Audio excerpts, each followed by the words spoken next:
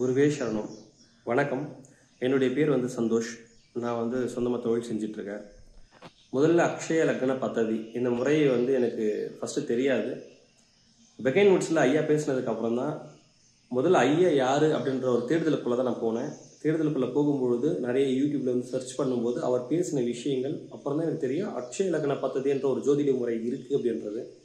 அதுக்கு முன்னாடி ஜோதிடத்தினை பார்ப்போம். பட் அது மேலே பெருசாக அது ஏன் நடக்குது, ஏன்னா இப்போ நம்ம ஜோதிடர்கிட்ட போகும்போது அவங்க சொல்லுவாங்க இப்போ இது நடக்கும், இப்படி இது செய்யலாம் அப்படின்றது. ஆனால் அது நடக்குமா நடக்காதா, அது ஏன் அப்படின்ற ஒரு கேள்விக்குறி எப்பயுமே இருக்கும்.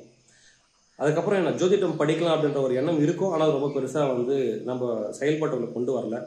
ஐயாவுடைய பேச்சை கேட்டதுக்கப்புறம் நம்ம வாழ்க்கையில் நடக்கக்கூடிய எல்லா நிகழ்வுகளுக்கும் கண்டிப்பாக ஒரு காரணம் உண்டு. அந்த காரணம் என்ன அப்படின்ற விஷயத்த ஜோதிடத்தின் மூலியமாக தெரிஞ்சுக்கலாம். தெரிஞ்சுக்கிட்டு அடுத்த நிகழ்வுக்கு நம்ம தயாராகலாம் அப்படின்ற ஒரு விஷயத்த மனசில் வச்சுக்கிட்டு தான் இந்த வகுப்பில் போய் நான் ஜாயின் பண்ணேன். இந்த வகுப்பில் ஜாயின் பண்ணும்போது எனக்கு அடிப்படையான எந்த ஒரு புரிதலுமே கிடையாது. ஒரு ராசி என்ன என்னங்கிறது ஜென்ரலாக எல்லாரும் பார்க்குற மாதிரி ஒரு ராசி பலனை மட்டும் நம்ம பார்ப்போம். இன்றைக்கி இது நடக்கும் அப்படின்னு சொல்லுவாங்க. அது நடக்குமான்ட்டு எதிர்பார்த்துட்டு இருப்போம், அவ்வளோதான். ஆனால் அது நடக்காது, வேற மாதிரி தான் மாறி நடக்கும். இது அப்போ இது மேலே ஒரு பெரிய ஒரு நம்பிக்கையற்ற தன்மையாக தான் இருந்தது. இப்போ வகுப்பில் ஜாயின் பண்ணதுக்கப்புறம் அடிப்படையாக ஒன்றுமே தெரியாத என்னன்னு எடுத்துக்கோ, ஒன்றுமே தெரியாது. ஆனால் இன்னைக்கு ராசி நட்சத்திரங்கள், அதனுடைய பாவங்கள், ஆதிபத்தியங்கள், ஒரு அடிப்படையான ஒரு பலன், ஏன் இது இந்த செயல் இதுக்காக தான் இது நடக்குது அப்படின்ற ஒரு அடிப்படையான புரிதலை ஏற்படுத்தியதுக்கு முதல்ல இந்த காலத்துக்கும் அக்ஷய லக்ன பദ്ധதிக்கும் ஐயாவுக்கும் குருமார்களுக்கும் முதல்ல என்னுடைய மனமார்ந்த நன்றிகளை நான் தெரிஞ்சுக்கிறேன். மனப்பூர்வமான நன்றிகள். ஏன்னா நம்ம செய்யக்கூடிய எல்லா செயல்களுக்கு கண்டிப்பாக ஒரு காரணம் உண்டு. காரணம் இல்லாமல் இங்கே எந்த செயலும் நடக்காது.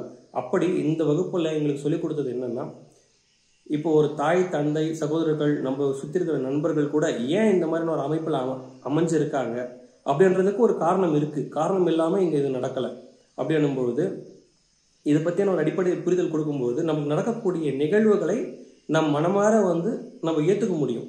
இதனால தான் இது நடக்குது, இது இப்படி தான் நடக்கும், இதை நம்ம எப்படி ஹேண்டில் பண்ணணும் அப்படின்ற பக்குவத்துக்குள்ளே கொண்டு வர்றாங்க. அதுக்கப்புறம் வகுப்புகளில் சொல்லணும்னா முதல்ல எப்படி பேசணும், முதல்ல எப்படி பேசணும் அப்படின்ற விஷயத்த ரொம்ப சொல்லிக் கொடுக்கல. அவங்க பேசுனதை வச்சு நம்மளும் இப்படி தான் இருக்கணும் அப்படின்ற வாழ்க்கை முறையில் நம்ம அதை மாற்றிக்கணுன்றது ரொம்ப ரொம்ப மகிழ்ச்சியாகவும் ரொம்ப சந்தோஷமாகவும் இருக்குது. ஆசிரியர் பெருமக்கள் பற்றி சொல்லணும்னா எந்த மாதிரியான எப்போ ஒரே டவுட்டை 10 முறை கேட்டாலும் திருப்பியும் அது எங்களுக்கு புரியுற வரைக்கும் அதை கண்டிப்பாக எங்களுக்கு சொல்லிக் கொடுப்பாங்க. அது கரெக்டாக நாங்கள் 4:30 மணிக்கு 4:32க்கு வகுப்பு ஆரம்பிக்கும்.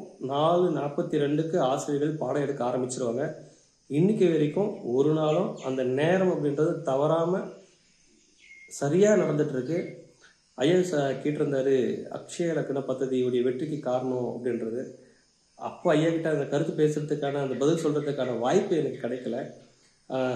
இது மூலிமா நான் பதிவு பண்ணுறது என்னன்னா, ஐயா காலத்தினுடைய தேவை தான். ஏன்னா காலம் நிர்ணயிச்சது இந்த காலகட்டத்தில் இவ்வளோ பேருக்கு இந்த அக்ஷய லக்ன பദ്ധதி போய் சேரணும், அவங்க வாழ்க்கையில் இது புரிதலை கொண்டு மேன்மை அடையணும் அப்படின்றது காலம் நிர்ணயித்தது.